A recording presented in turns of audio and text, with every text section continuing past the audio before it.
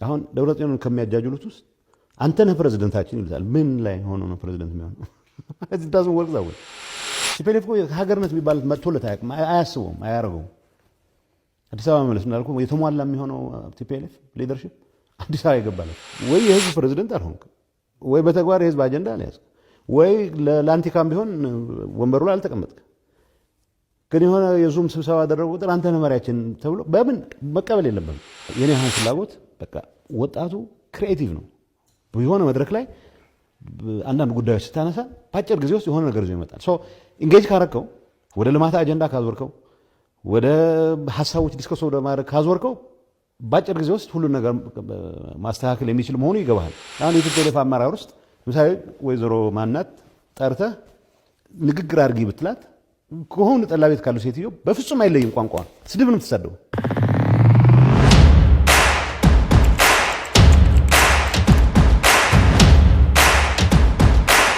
ሰላም ጤና ይስጥልን ውድ ቤተሰቦቻችን እንዴት አላችሁ? ዘኢትዮጵያ ቻናላችንን እየተከታተላችሁ ነው። ጥላሁን አክሊሉና ማህደገፋ ከእናንተ ጋር ቆይታ እናደርጋለን። በዛሬው ፕሮግራማችን ከሰሞኑ ሰፋ ያለ ቃለ ምልልስ ሰጥተዋል በሁለት ክፍል የተከፈለ አቶ ጌታቸው ረዳ። ከዛ ላይ የምናነሳቸውን ጉዳዮች ለማነሳሳት ነው ከጥላሁን ጋር ወደ እናንተ የመጣ ነው። እስከ ፕሮግራማችን ፍጻሜ ድረስ አብራችሁን ቆዩ። አቶ ጌታቸው ረዳ ከሰሞኑ ሰፋ ያለ ቃለ ምልልስ ሰጥተው አይተናቸዋል።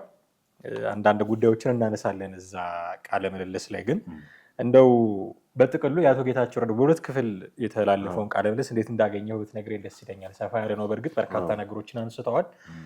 ጦርነቱ ስለተጀመረበት ሂደት፣ አሁን ስላላቸው አቋም፣ ስለተፈናቃዮች ያላነሱት ነገር የለም። በጣም በርካታ ነገር ነው ያነሱት። ኢቨን ስለ ፋኖ ሁሉ የፕሪቶሪያው ስምምነት ሲደረግ ነው ጦርነት የጀመረው ፋኖ የሚል ሁሉ ነገር ተናግረዋል እና በርካታ ሰዎችን ያስቆረፈ ይመስለኛል እሱም ጭምር። በጥቅሉ ግን እንዴት አገኘው ውይይታቸው?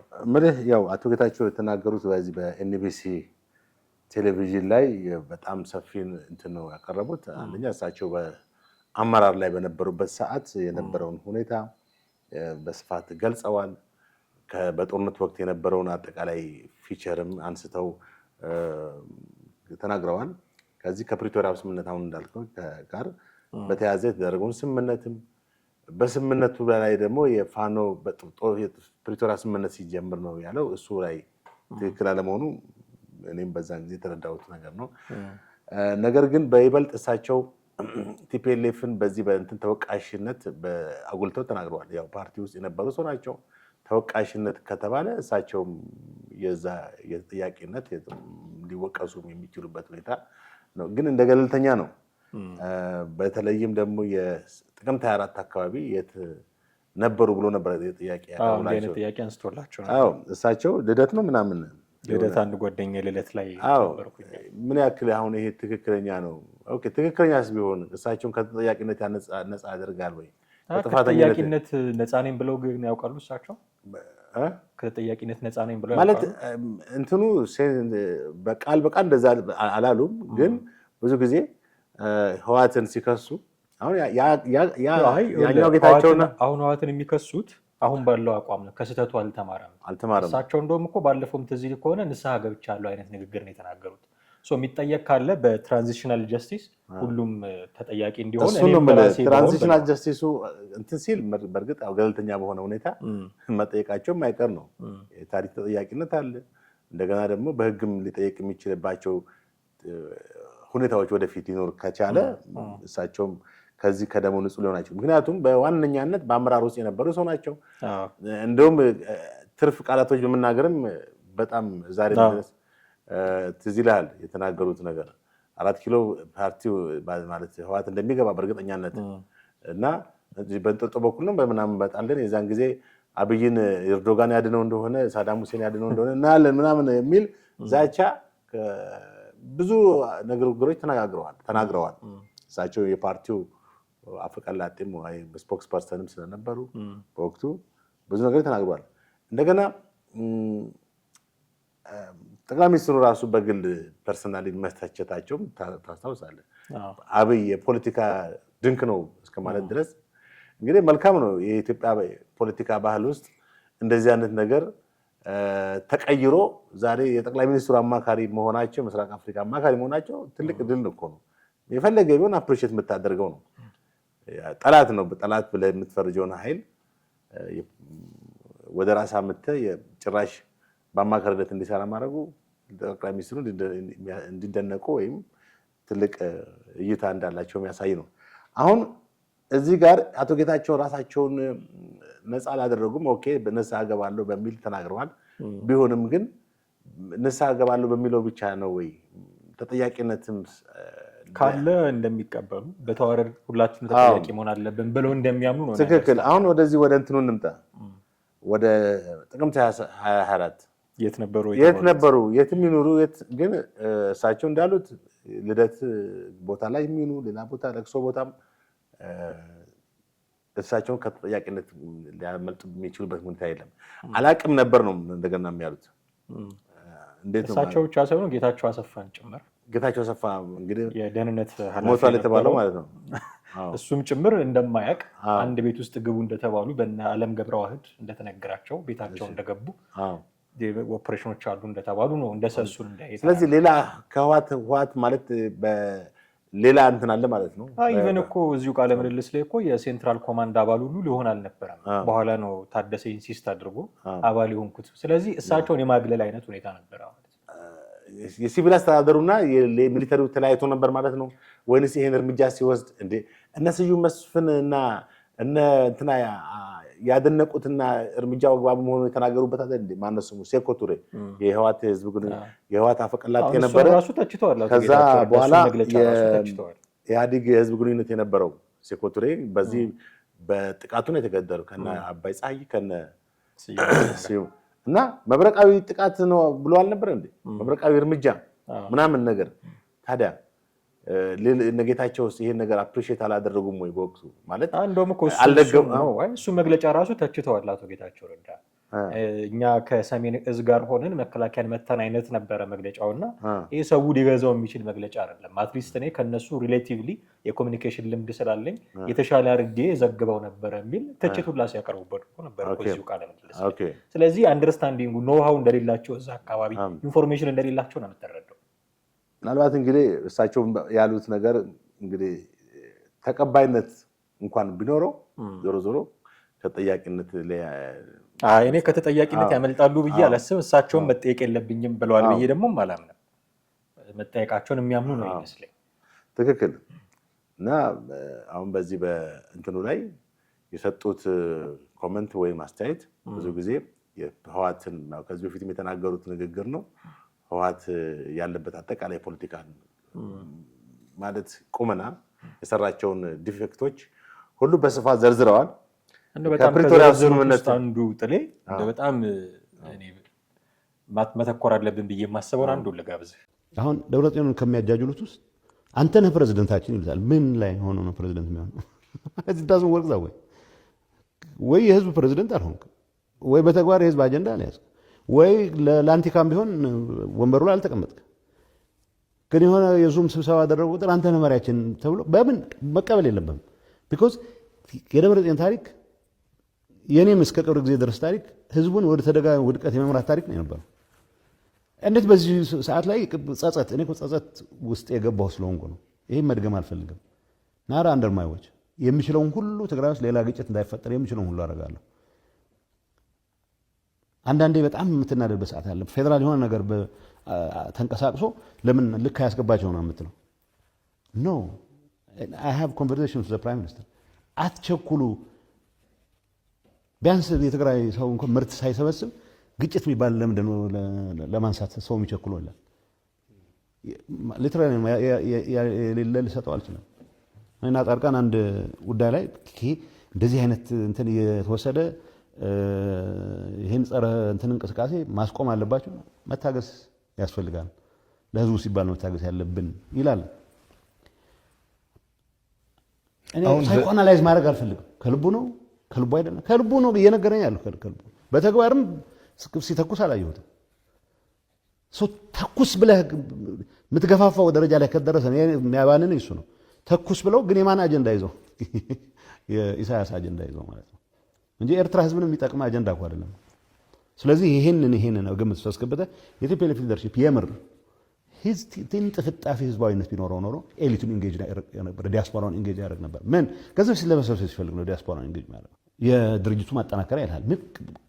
ደክ ማለት ካንሰር አጠናከርከው በቃ ይሄ ሊደርሺፕ የትግራይን ህዝብ የተጣባ መዥገር ሆኗል። እንደሰማኸው ጥሌ በጣም ከበድ ባሉ ቃላት ነው ተጠቅመው እንደውም አሁን ያለውን ህወሓት የገለጹት ካንሰር ሆኗል፣ መዥገር ነው፣ የትግራይን ህዝብ የተጣባ መዥገር ነው እያሉ ነው የሚገልጹት። እና እንደውም ደብረጽዮንን የሚያሞኙት የኛ ፕሬዝዳንት ነህ እያሉት ነው ዲያስፖራዎቹ። ምን ላይ ነው ፕሬዝዳንት የምትሆነው? ወይ የህዝቡን አጀንዳ ሊያስክ ወይ መሬት ላይ በስነ ስርዓት የተመረጠ ፕሬዝዳንት አልሆንክ፣ ማሞኘት ነው ይሄ። እንደውም እኛ አለ እሱ ማን ነው ጻድቃንን ጨምሮ ጠቅላይ ሚኒስትሩ ጋር ሄደን ለምንድነው እርምጃ የማይወሰድባቸው እነዚህ ሰዎች ህገወጥ ናቸው የሚል ጥያቄ ሲያቀርቡ ጠቅላይ ሚኒስትሩ ነው የሚከለክለን፣ ተረጋጉ፣ አትሊስት የትግራይ ህዝብ እንኳን የዘራውን ይሰብስብ እያለ እንደውም የሚያረጋጋን እሱ ነው እንጂ እንዲህ አይነት ሀሳብ ሁሉ እናቀርብ ነበረ። በዚህ ደረጃ ነው አሁን ያለውን የህወሓት አመራር የሚወቅሱት አቶ ጄኔራል አቶ ጌታቸው ረዳና ቅድም ስለ ህወሓት ተናግረዋል፣ ዘልፈዋል ስትል እኔ በጣም ትኩረቴን የሳበው እንዴት ፕሬዚዳንት ሲባል አምነው ይቀበላል ደብረጽዮን የሚለውን ትችት ነው። በጣም የሚደንቅ አንተነህ ፕሬዚዳንታችን፣ አንተነህ መሪያችን በለው ከዲያስፖራውም እንዲሁም ከዛ ከአንዳንድ የህወሓት አፍቃሪ ህወሓት ወይ ፕሮ ህወሓቶች የሚሰጡትን የማንቆለጳጰስ ሁኔታ አሜን ብሎ መቀበሉ በጣም የሊደርሺፕ ኳሊቲነት እንግዲህ አንዱ ምልህ የምሰራው ነገር ነው በግልጽ የምታየው እንጂ በሰዎች የሚቀርብልህን ነገር አይደለም። አሁን ደብረጽዮን ፐርሰናል ፓወር እና ፐርሰናል ጌን ነው። ወይም ይሄ ፐርሰናል ፓወር እና ፐርሰናል ጌን ምንድን ነው? የኢጎ ውጤት ነው። ለህዝብ ጥቅም ይልቅ ለህዝብ መሰረታዊ ፍላጎት ይልቅ አንተ የራስን አቺቭመንት ብቻ ነው ስለራስህ ፐርሰናሊ ይሄ ፖፑሊስት የሚባለው ማለት ነው። በቃ የሚጨበጨበለት አይነት ሰው ምንም አልሰራም፣ ምንም ነገር አላደረግም፣ ግን በቃ ቹ አይነት እንትን ይፈጥራል። ይሄም ፐርሰናል ጌንን ነው ወይንም የህዝብን ጥያቄ ከመመለስ የህዝብን መሰረታዊ ነገሮች ከማሟላት ይልቅ የራሱን የፓወር ሁኔታ ወይም የስልጣን ሁኔታ ብቻ ማደላደል ነው የሚያመላክተው። ይሄን ነው የገለጹት። እንግዲህ ኢጎ ማለት በውጭ በተለይ በዲያስፖራው ዘንድ የሚሰጣቸው ክብርና ዝም ብሎ ቲፎዞነት ማለት ነው። ስለዚህ ይሄ የትም አላደረሰውም። አንተነህ ፕሬዚዳንት የሚሆነው በየትኛው የምንድን ነው ፕሬዚዳንትነቱ? የክልሉ ርዕሰ መስተዳድር ነው። አክቹዋሊ ፕሬዚዳንት እንግዲህ አገሪቷ ያለት አንድ ፕሬዚዳንት ነው ርዕሰ ብሔር። በእርግጥ የክልል መስተዳድሮች ራሳቸውን ፕሬዚዳንት የሚሉበት ሁኔታ ነው ያለው። ግን የክልል ርዕሰ መስተዳድር የሚለው ነው ስያሜው መሆን ያለበት። ኢቨን እንደዛም ቢሆን አሁን ፕሬዚዳንት ሳይሆን አንተ የክልሉ ርዕሰ መስተዳድር ነህ ቢሉት እንኳን ሪሊ ነው ወይ? ታዲያ ህዝቡን ከጦርነትና ከችግር ከተለያዩ እንትኖች አነጻ አረገ ወይ? የትግራይ ህዝብ እንደው ሌላው ቢቀር ደብረጽዮን ፕሬዚዳንት ማለት ርዕሰ መስተዳድር በነበረበት ሰዓት ምን አትርፏል? የትግራይ ህዝብ ምን ነገሮችን አትርፏል? ከኑሮ አንጻር፣ ከመሰረታዊ ነገሮች አንጻር፣ ከጦርነት ከሰላም አንጻር፣ ከፍትህ፣ ከተለያዩ ነገሮች እነዚህ ነገሮች ጌን አድርጓል ወይ? ከዛ ይልቅ በጦርነት ውስጥ በኢኮኖሚ በእርዳታ ውስጥ በችግር ውስጥ ያለ ህዝብ ነው ዛሬም ድረስ አይደል እንዴ? ይሄን ነው ያተረፈለት።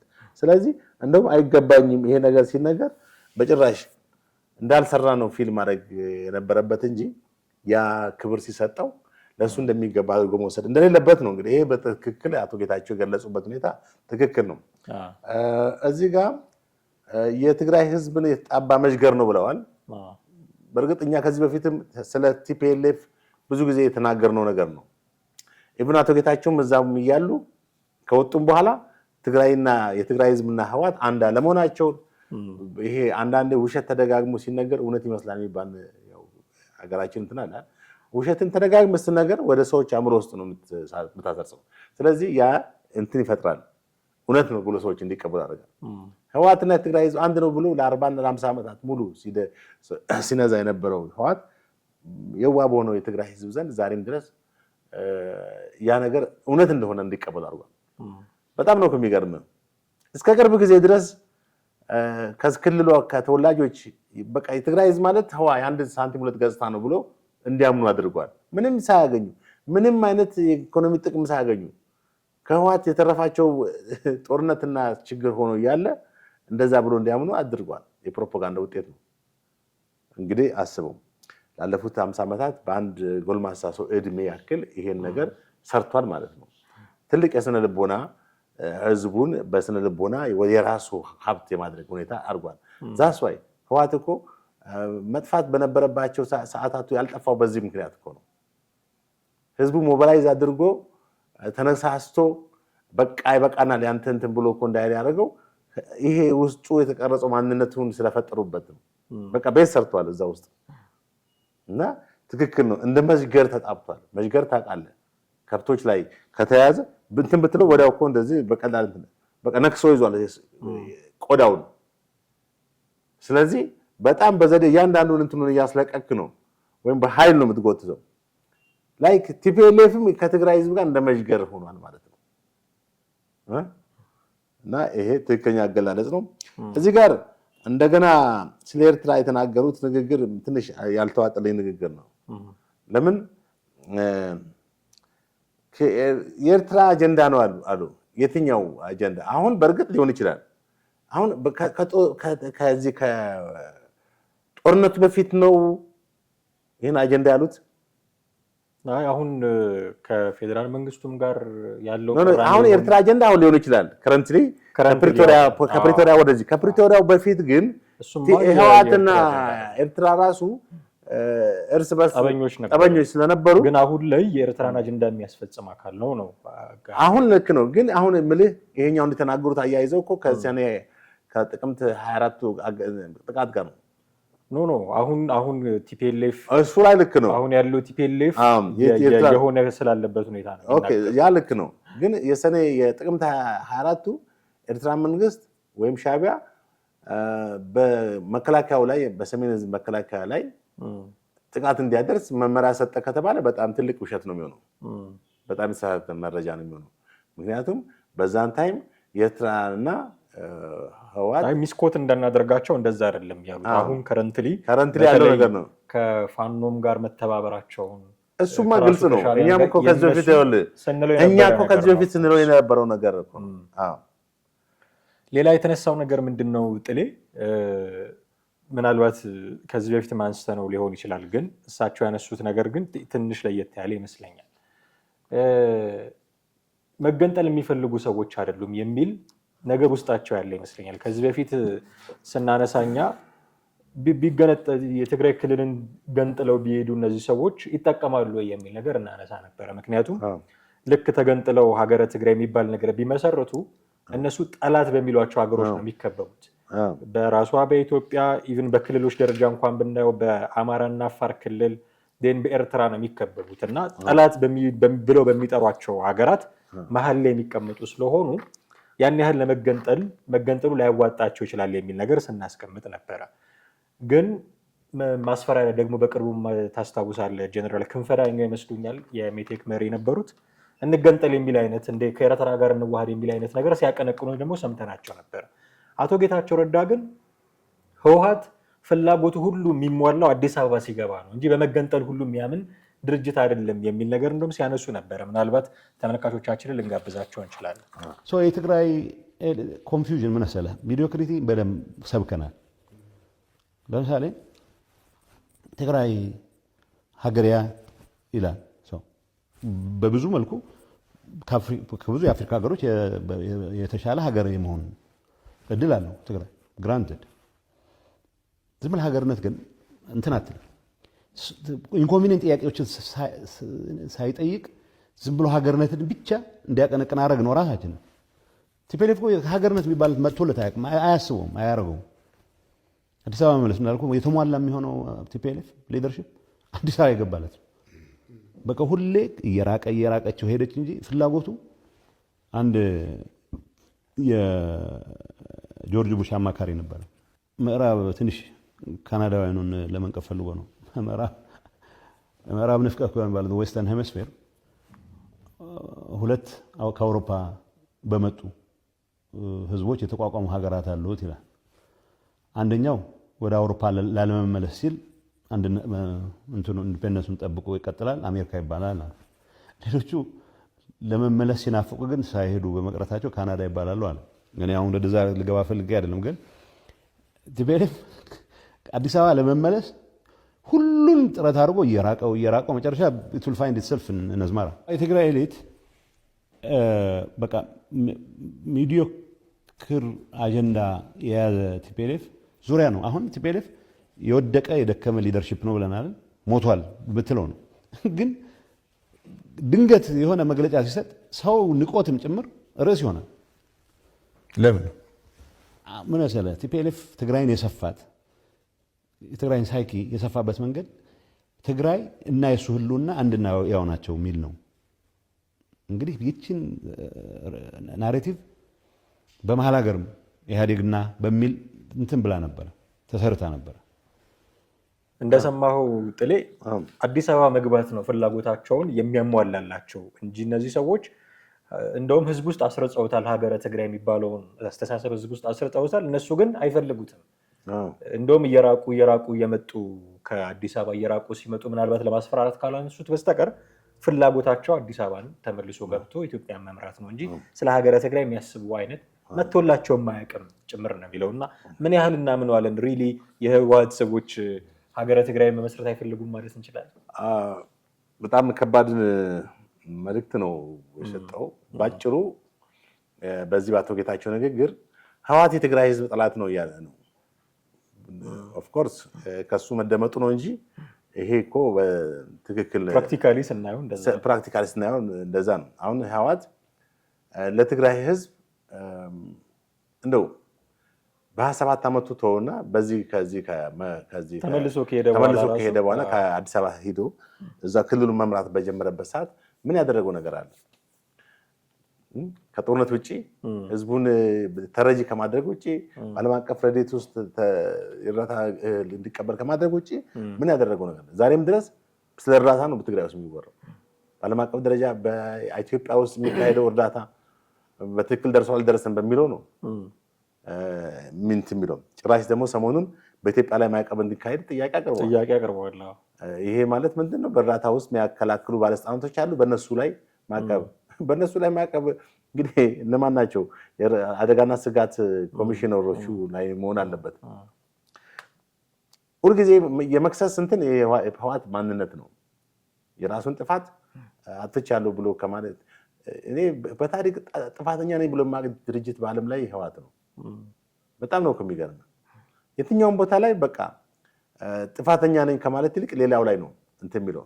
አሁን እዚህ ጋር አቶ ጌታቸው ያሉትን እናንሳና አዲስ አበባ ሲገባ ነው ምንድን ያለው ፍላጎቱ መግባት ነው። አሁን እንግዲህ ተመልሶ ኢትዮጵያ ውስጥ የኢትዮጵያ ህዝብ ሲቀበለኛል ብሎ ማሰቡ በጣም ነው የሚገርም።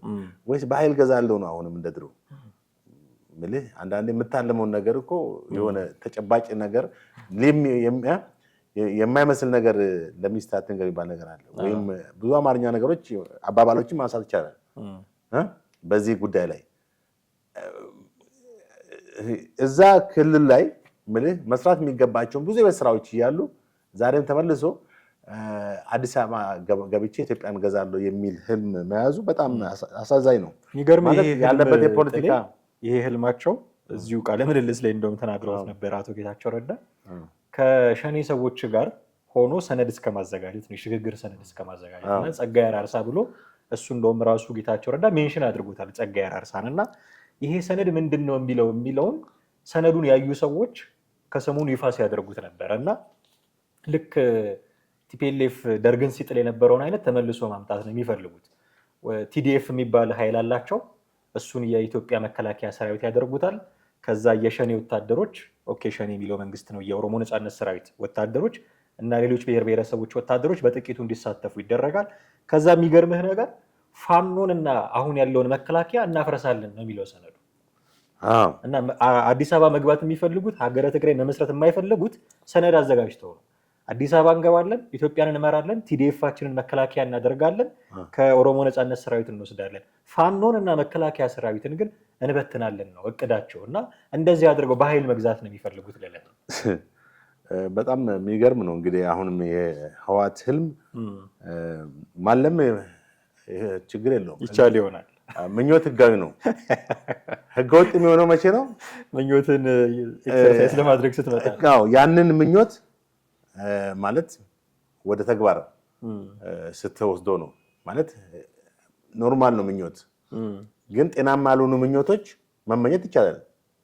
እነዚህ ጤናማ ያልሆኑ ምኞቶች ወደ ተግባር ሲሄዱ ነው ወንጀል የሚሆኑት ወይም ጥፋት የሚያመጡት።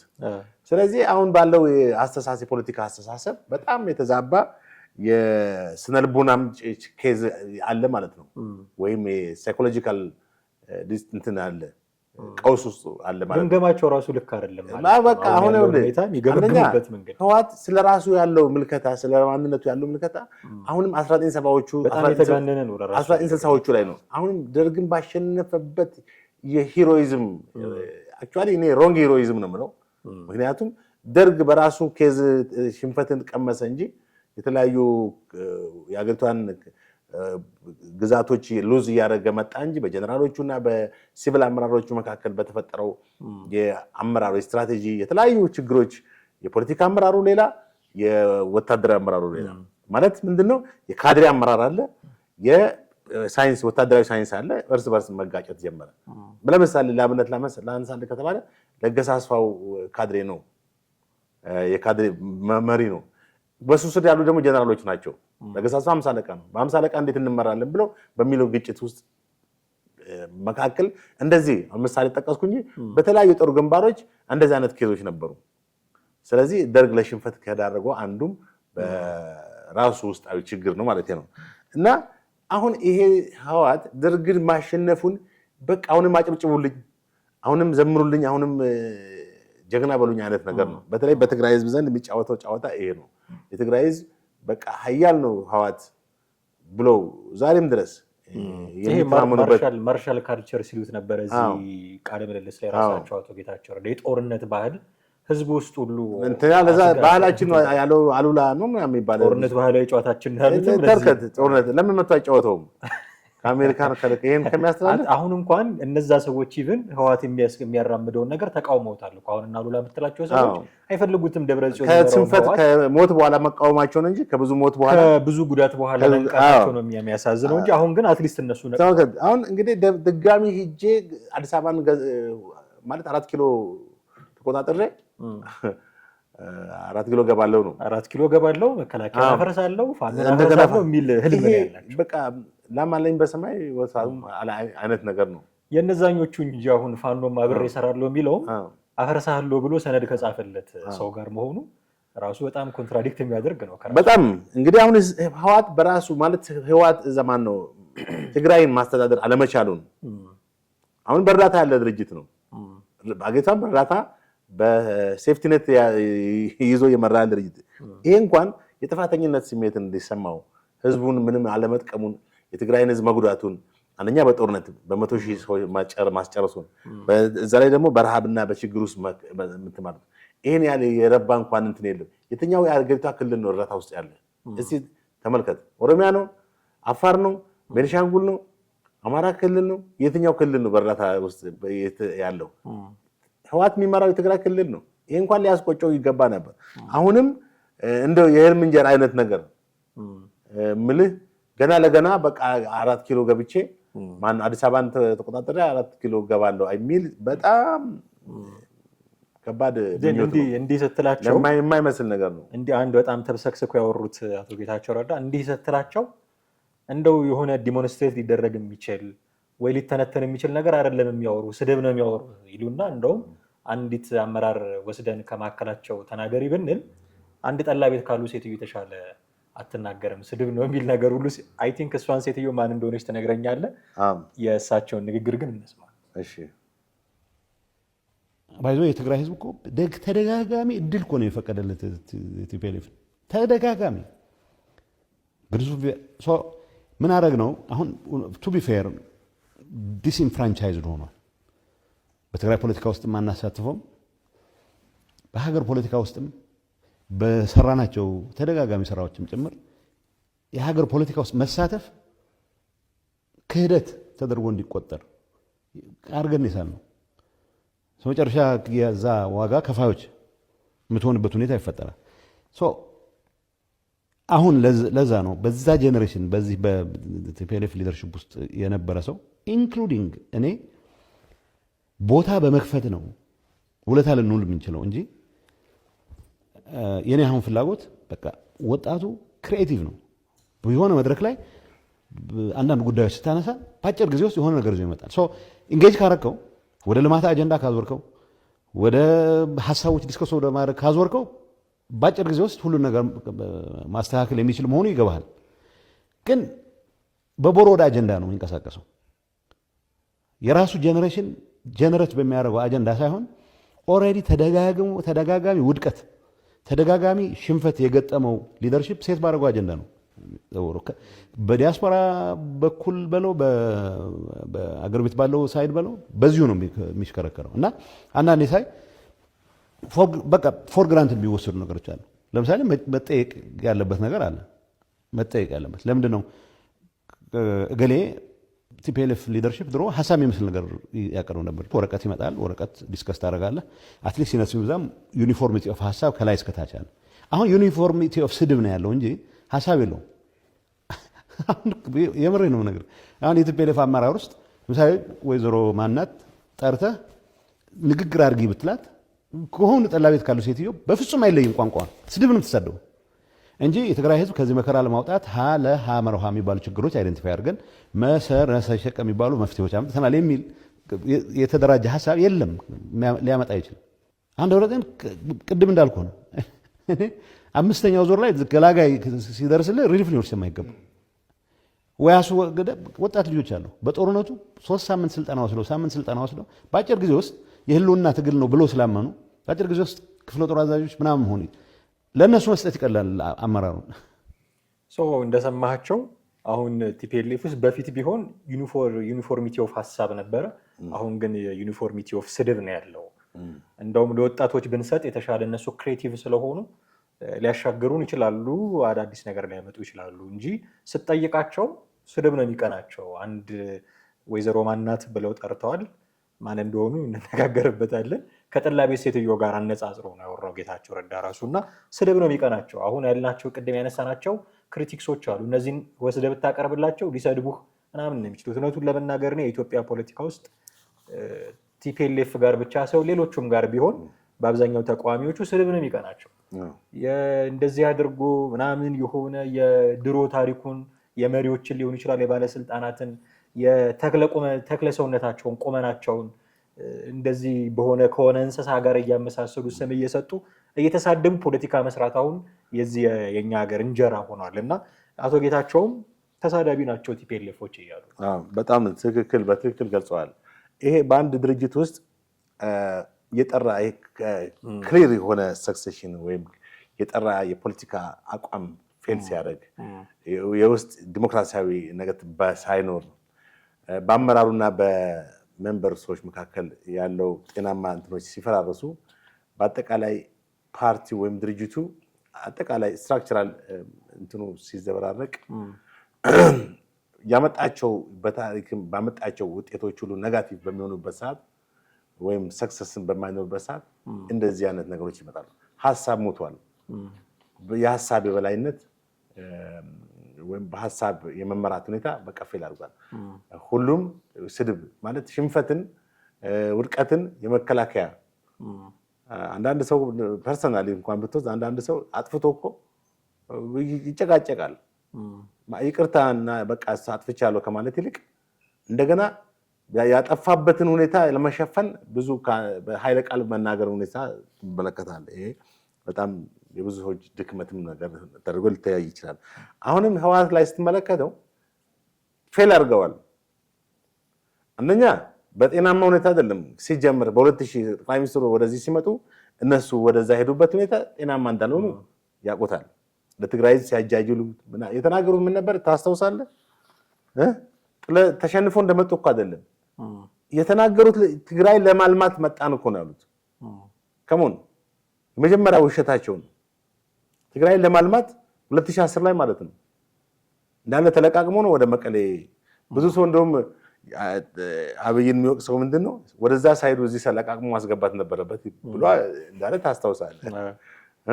ተሰባስበው ነው እና አቦይ ስብሃት እነሱ ሁሉ የሄዱት። ኦኬ እዛ ሄዶም በሰላማዊ ሁኔታ ክልሉም ለመሯል ይችላል።